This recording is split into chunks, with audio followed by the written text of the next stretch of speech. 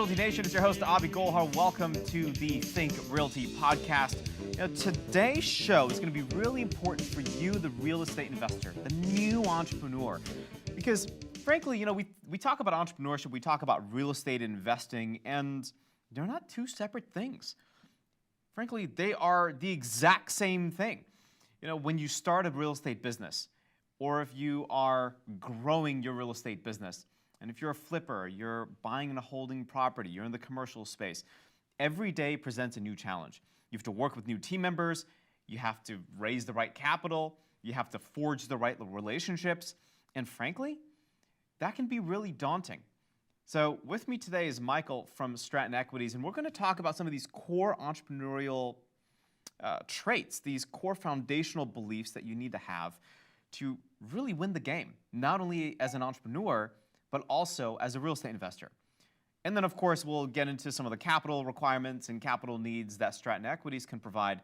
But the core of what I want you to focus on is how do you become a better real estate investor and how do you become a better entrepreneur and next level up. So that's happening today on the show. It's going to be a really good conversation.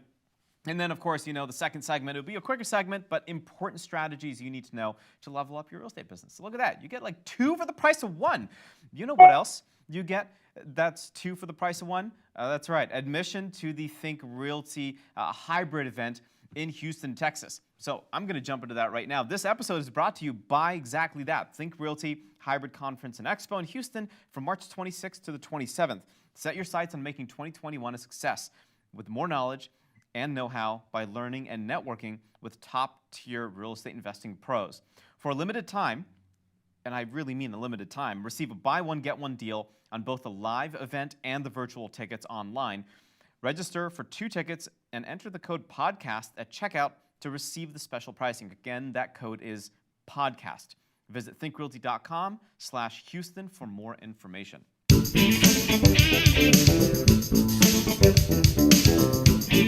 All right, so we got Michael from Stratton Equities. Dude, let's talk, man. It's been a while since we talked last. Welcome back to the show.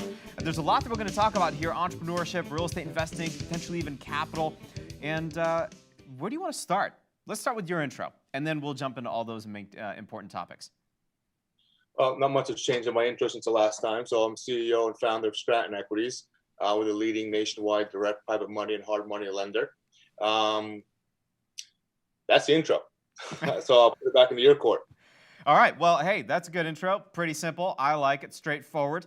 Entrepreneurship. You interface with real estate investors from across the country every single day. What are some traits that you believe real estate entrepreneurs need to be successful in what is now turning into be and what has been a highly competitive industry?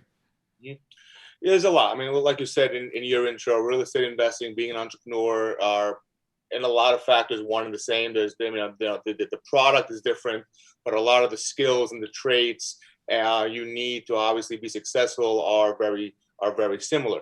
I actually just did a article that's on our blog last week in regards to the first stages of being a real estate investor and how you can be successful. And a big thing about it, demographic is huge, right? Different states, it's easier, there's more supply, cost of entry. Obviously, if you're in Ohio or Pennsylvania, is a lot easier than like where I am in northern New Jersey. Houses obviously are 3, 4, 5 times the price of entry than you would in most of the country. But the big thing is to be, and we see this for years, that people don't focus on, if you be a stronger borrower, right? What I see all the time and what my sales team deals with all the time are people that aren't a strong borrower, right? They're not somebody that you would preferably lend to.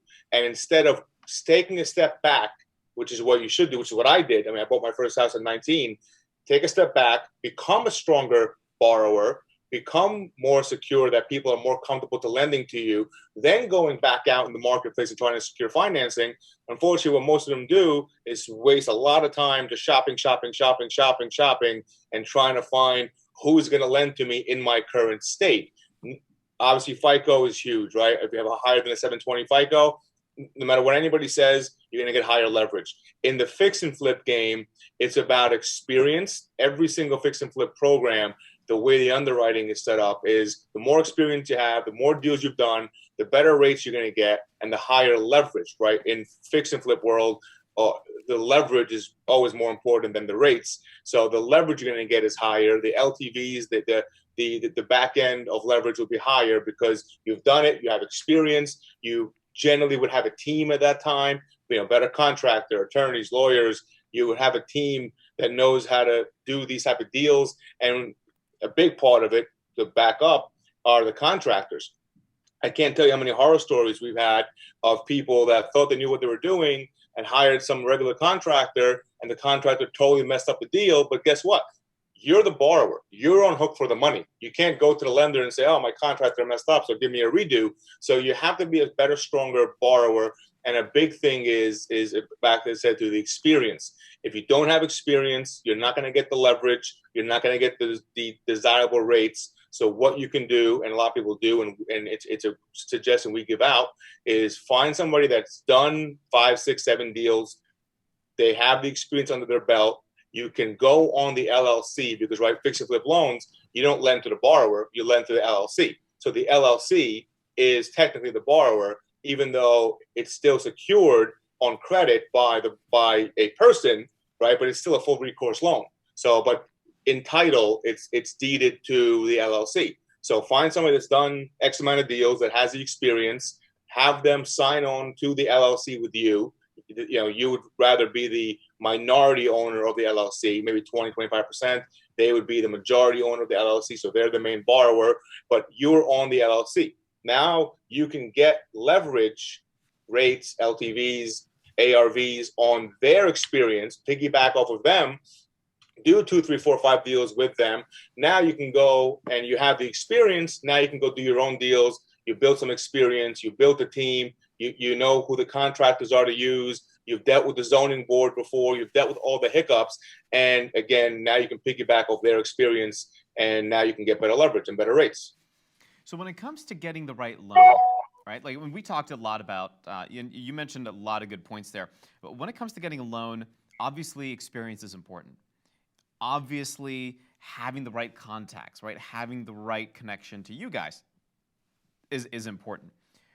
What are the kind of programs that are out there to help me as a new real estate investor that's looking at building my portfolio, that's looking at building that experience? How do I go about getting that loan? I've heard about, say, no-doc loans, for example. Why are those so popular right now? What's driving the industry to say, yeah, here are a bunch of no-doc programs? No-doc loan is actually our most popular loan. People would think it's bridge loans. Now, of course, bridge loans and fix and flip loans are one and the same. The difference between a bridge loan and fix and flip is the rehab budget that comes after the first lien position on the bridge loan. But no-docs generally are going to be a term loan. There's going to be a 5-1 ARM, it's going to be a 30-year fixed. When I buy my properties, I mean, obviously I finance myself. I do it through no-doc loans. The big thing with ours, and I'm not just saying this, I think we have the best no-doc loan in the industry. Our rates are in the 4s. They start in the 4s in our no-docs, which is close to bank rates. And our LTVs, the highest you're going to go on a no-doc term loan is 80%. In this industry, that's the highest. Most people are 65, 70. Maybe you'll find 75, but we thrive ourselves on the 80 LTV no-doc loan that we have.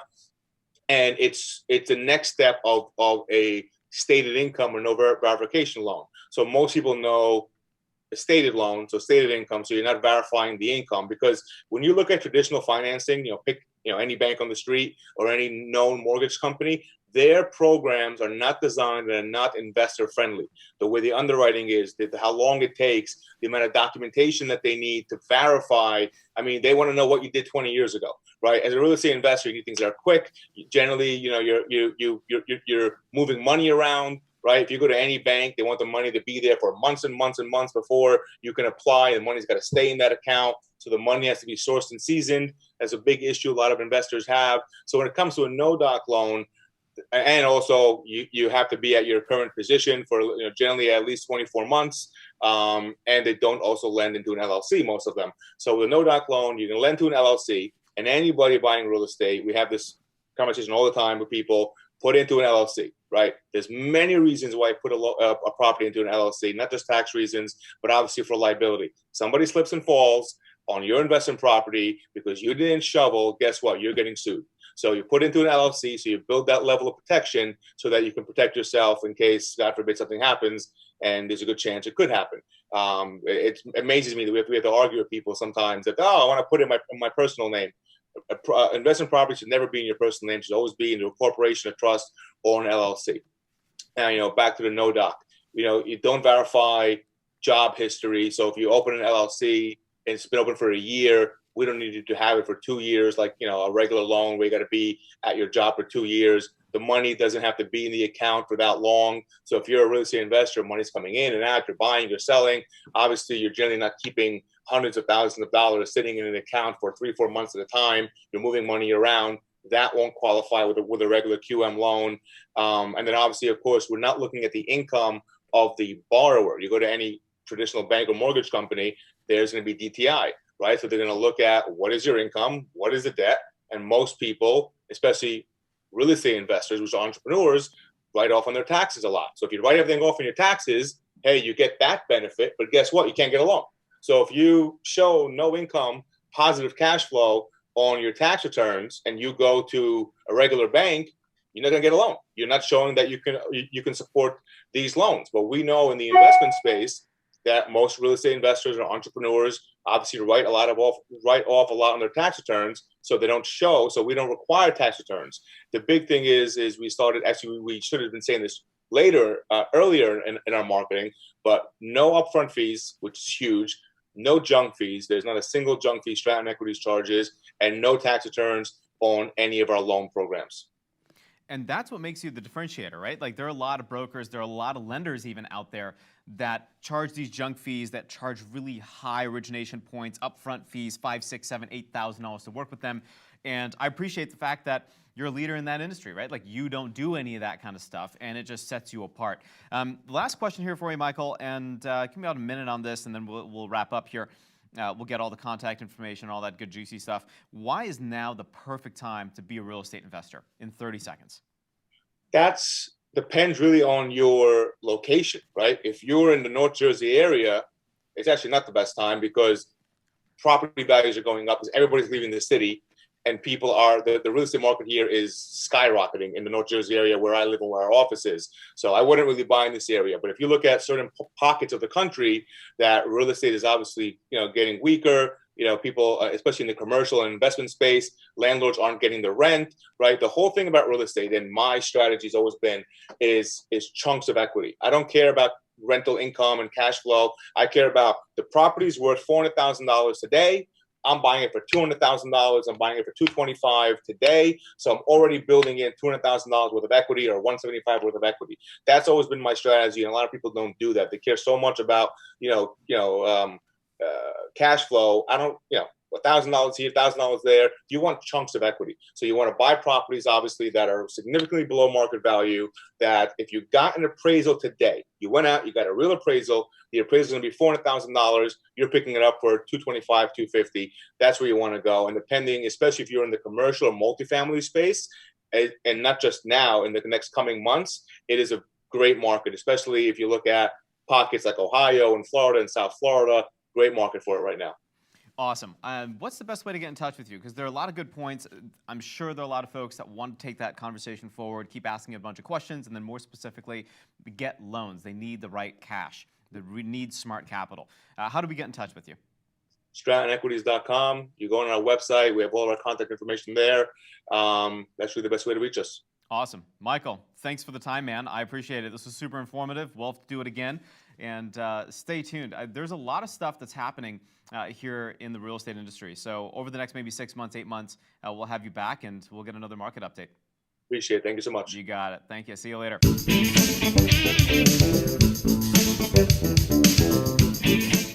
Think Realty Nation. In our next segment is brought to you by Narada Real Estate Investments, your source for cash flow investment property. Check out www.naradarealestate.com. So, topic for right now, do you need a property manager? Okay. Or should you go out and do everything yourself? Well, it depends. If you like getting your hands dirty, unlike me, I hate all things like picking up a sledgehammer is not my thing, okay? I know what a hammer looks like. It's probably too heavy for me to lift. I'm a very delicate flower. I have no interest in like doing hard labor, okay? This is not my thing. I hate it. So I'm going to be the guy that needs a property manager. And quite frankly, if I want to scale my rental portfolio, it's going to be really hard to manage 20 or 30 or 40 properties all at once, especially if I have to drive around the city. So you should check out this article written by Andrew Sirios, titled, "Do You Need a Property Manager? Can You Do It Alone?" He makes a couple of good points: in-house or third-party property management, managing the manager, and what do you choose? Now, yes, if you do have property management, you will have to manage that property manager. But I don't think it's as hard as most people think. I think using the right tech and having regular check-ins and having the oversight will keep that property manager honest. And finding the right one is going to be really important for you. If you want to do everything yourself, hey, go for it. You're probably a lot smarter than I am when it comes to all of these things, because I hate doing that work. But if you're really up to the challenge and you can streamline your processes, you have the right CRMs, you have the right connections, then it's worth it. Why? Because you're not spending the 8 to 10% that you would on a property manager, and you are keeping that money in-house. So make that decision, and it really comes down to your mindset and where you want to be. That being said, that wraps up today's show. If you have any questions, get in touch.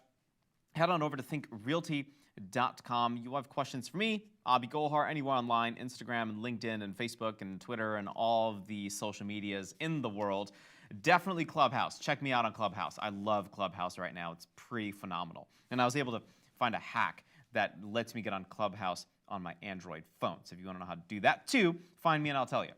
It's just go buy an iPhone. That's the hack, okay? Frankly, you might as well just go do that. Okay, that being said, let's wrap it up. This entire show is brought to you by the Think Realty Hybrid Conference and Expo in Houston, March 26th and March 27th. Set your sights on making 2021 a success with more knowledge and know-how by learning and networking with top-tier real estate investing pros. For a limited time, get a buy one, get one deal on both live and virtual tickets. Register for 2 tickets and enter the code podcast at checkout to receive this special pricing. To learn more, visit www.thinkrealty.com/Houston. Until next time, Think Realty Nation, happy investing.